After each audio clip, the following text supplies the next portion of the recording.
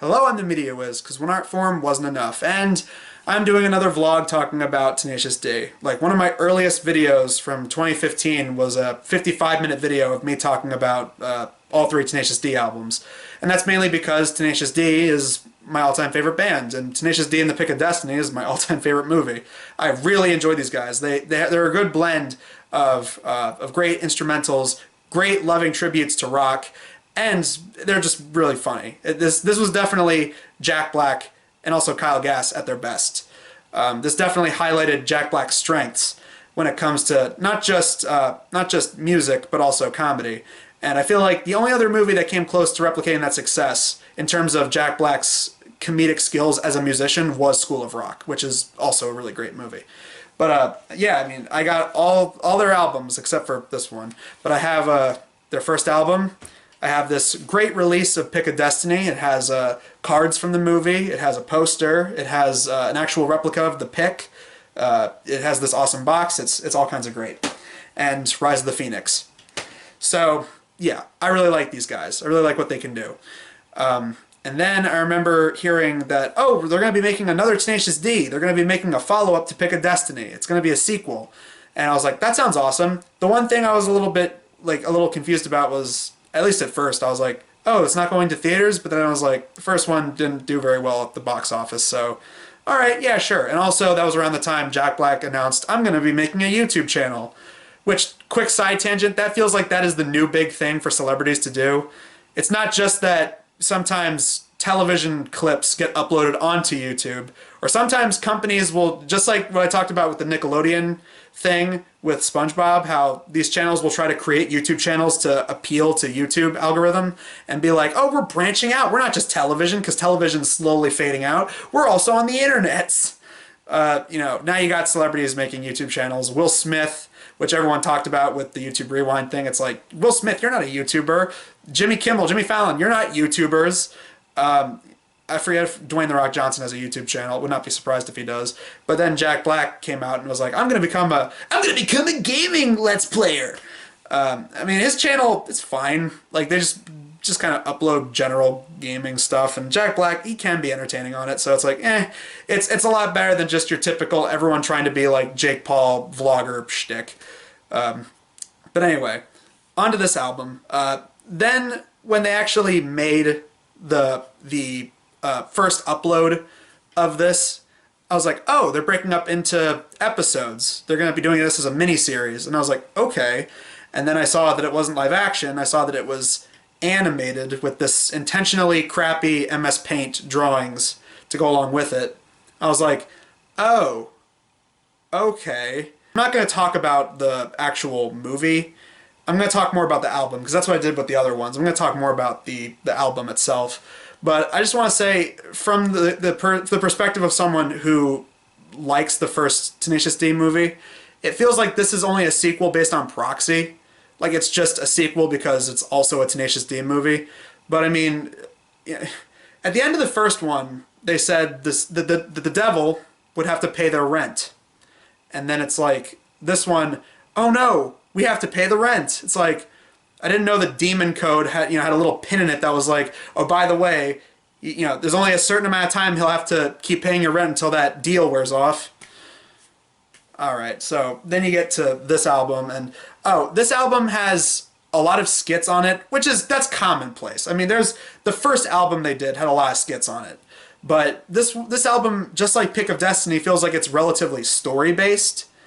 And with the Pick of Destiny album, when I re-listened to it for this, I was like, I feel like you could actually listen to the Pick of Destiny album and be like, you could get the same like story out of it without even having to watch the actual movie. There's like a coherent story that plays out just based on the tracks that are on the Pick of Destiny album, and you probably don't even have to see the movie. It would make sense if you did, but yeah, I feel like you can get the same level of story out of the album than you would while watching the film. But this album kind of feels like it's trying to do both. It feels like it's trying to have a lot of skits, and it's also trying to have a coherent story, just like a more grand scale story, I guess is the right word I'm looking for. And I don't know, I feel like they handled it very clunkily. And another thing is that a lot of these tracks feel like they're really short. Like, there's not a single track on this 21 track album that is over 3 minutes. Like, or even over 2 minutes. Like, it's usually, like, the highest I think they go is like 2.5 minutes. But that's it. And only a few songs are of that length, and we'll get into that as we go through the tracks listing. I have them written down there. But, yeah. Oh, and one more thing before we actually look at these tracks individually. A lot of the voices on this are supplied by Jack Black and Kyle Gass. And that's just another thing. It's like, if this was live action, it probably would have been a little bit more impressive.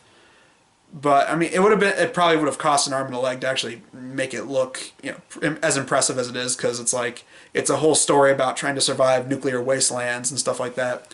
But, I don't know. This whole thing, it's, you know, you got these MS Paint drawings to go along, these intentionally crappy MS Paint drawings to go along with the visuals, and it's like, people have said that it's supposed to be like a joke on the audience, and it's like, I could definitely see that being the reason why. I could definitely see why they'd probably do it like that. It's like, oh, you were expecting an actual movie out of this.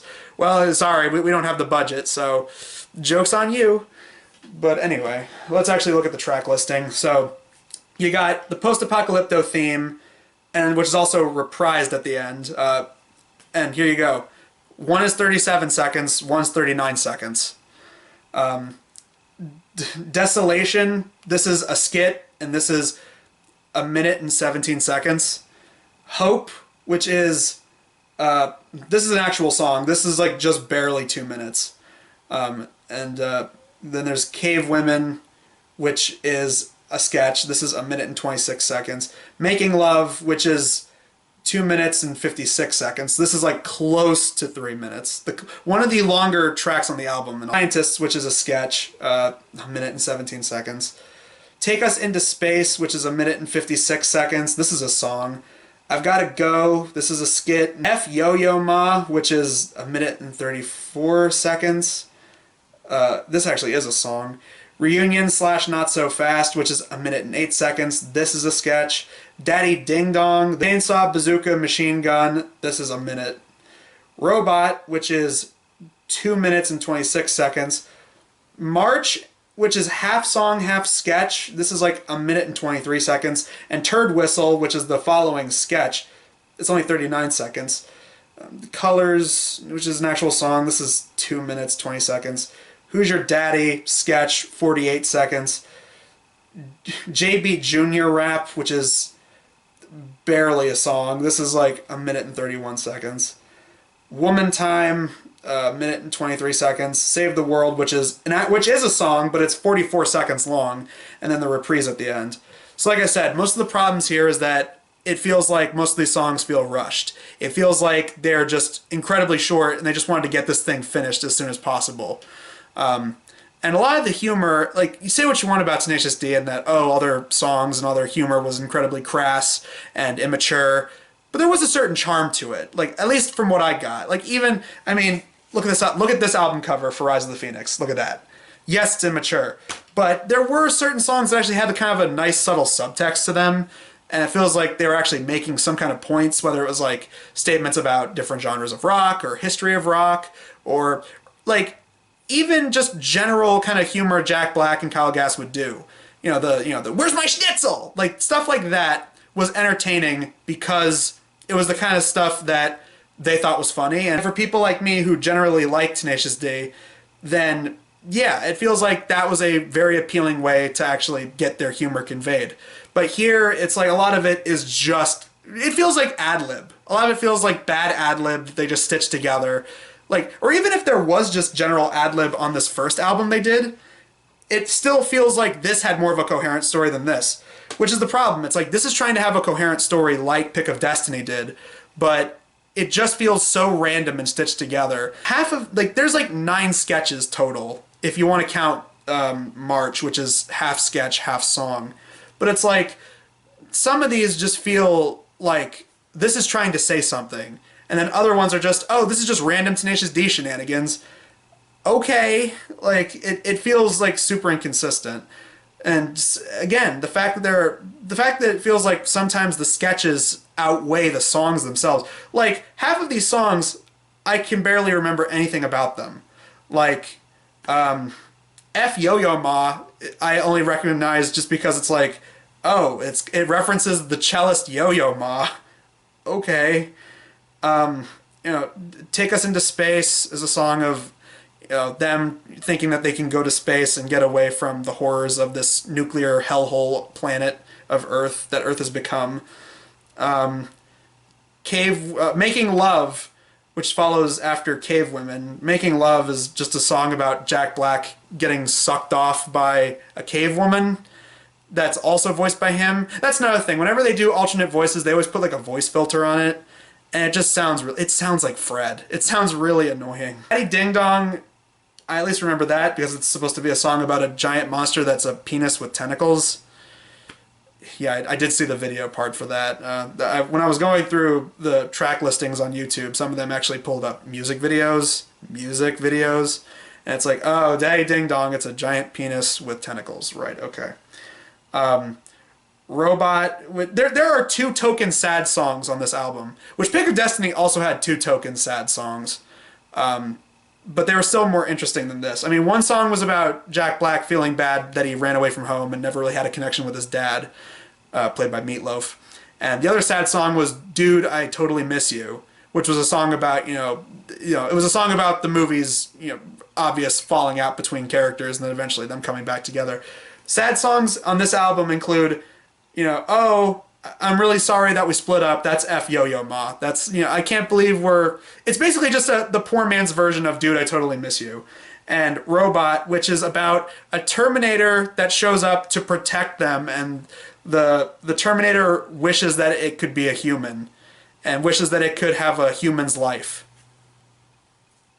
All right, it's like, okay, I don't know why that's here, but okay, if you say so. And then just all the story just feels like it doesn't matter. It's like the D have to go and save the world from, this apocalypse that the world went down, but it's like, I don't know, the actual story itself just feels like I don't know. Maybe I just liked Pick of Destiny's story better than this, just because Pick of Destiny, it was just super common story that I felt they actually did pretty well. Just the obvious, this is the origin story of Tenacious D and how they became the greatest band on earth. And then, they actually have this pretty fun little road trip adventure that ends with, a big car chase. And, oh, they actually play against the devil himself to save their souls, essentially. And also make sure that Cage isn't taken back and forced to be Satan's sex slave. But this just feels like, I don't know, I really didn't get into any of the stakes. And also, unlike Pick of Destiny, where each of the tracks flow into one another, some of these feel like there are big gaps in between them where it's like, oh, you have to watch the Post-Apocalypto miniseries to actually get the story that's going on. Like I've seen some reviews of this album where they were like, yeah, the story in it feels like it doesn't make sense half the time. And some people in their comments were like, well, that's because you probably didn't watch the animated movie that goes along with it. Like there are big gaps in between the skits in this, which sometimes are part of the story segments, and other parts where the songs just kind of come and go. And like I said, most of these songs are just I don't know, even the instrumentals, they don't make any effort to stick out. I only remember a few of them. Daddy Ding Dong, I remember the beat for. I barely remember Save the World. Woman Time, I remember the beat for. I only vaguely remember the beat for Making Love. I vaguely remember the beat to Taking Us Into Space. And like I said, there's 2 token sad songs that both basically sound the same to me. At least with the other albums, they actually sound different. A good example I can think of is you have 2 songs that basically follow each other on Pick of Destiny. They're both songs that have the word city in the title. And they actually found a way to make them both sound different from one another. You've got Break-In City and then Car Chase City. They both have different sounds to them. Break-In City is more of the, da-na-na, da-na-na-na, going to do the mission. That, there's a difference to it. And then you got how it sounds compared to Car Chase City, which is more fast-paced, dun dun dun dun, Carway City Patrol, let's rock, let's roll, that was more fast-paced versus Break-In City, defeat all odds, infiltrate, let's storm the gates. There's there was a different melody to it. They both stood out as being different. One of their albums, like Pick of Destiny, works better than this, is that each of the songs are unique and feel like they could stand on their own. Even the two sad songs on there, they're both different from each other. Here, I can barely remember any of these. And most of the sketches, I didn't even think most of the sketches on this were that funny. Which is sad because, again, I like Tenacious D a lot. And yet, here it's just like, oh, okay. I remember one review said it's like, it feels kind of sad to see these guys so old as they are trying to do the same shtick. And I don't really feel the same way, per se, but I definitely see what they were saying. I don't feel the same way because I can actually go back to some of these older albums and actually still get enjoyment out of them and think that they're funny, think that they're catchy, what have you. But there is definitely that sense of like, we wanted to do another Tenacious D project together, and this was the end result. And some of these songs, based on how short they are, based on how similar they all sound compared to one another, you know, it feels like the same kind of passion just isn't there. I don't want to say that there was like no passion in it. It feels like they definitely wanted to do something, and this was the end result. But it's, I don't know. For me personally, it's just not the same as these, you know? This is not one of the worst albums I will ever look at for a video. I have looked at far worse. I am not going to say, it is definitely, even as tonally confusing as it can be with some of these songs, it's still better than Earth by Little Dicky. By a long shot. I will never get over how infuriating that was to listen to and to actually write a review for. This, on the other hand, just feels like, man, Tenacious D was great, but this is the one album I'm like, this could have been so much more. It feels like, who knows, in terms of the actual movie portion itself, maybe the movie would have been a little bit more interesting if it was live action, and there actually was more of a budget instead of just, you know, the MS Paint drawings. But, I mean, I'm not even disappointed. I'm just like, well, that was another Tenacious D thing, but unlike all the other stuff, you know, all the other albums, even Rise of Phoenix. I know some people didn't like Rise of Phoenix, and yet I feel Rise of Phoenix had more to offer than this. So, yeah, sorry, Post-Apocalypto. I mean, I really don't know what else to say. It's like it's just an album. I'm like, eh. I will always remember Tenacious D, but this album, I can honestly do without. That's just me personally, though. Yeah, wasn't a huge fan of Post-Apocalypto. Maybe if it also wasn't as hyped up as, oh, it's going to be a sequel to Pick of Destiny, maybe then I wouldn't have been so excited for it. But, and so just like, comparatively just, yeah, I didn't think it was as good. Maybe then I wouldn't have had that experience if they didn't hype it up so much, but what are you going to do? Alright, well, next video, for the last video for September that I'm going to be doing is a comic book review, and it's going to be on a big Cartoon Network crossover, so look forward to that.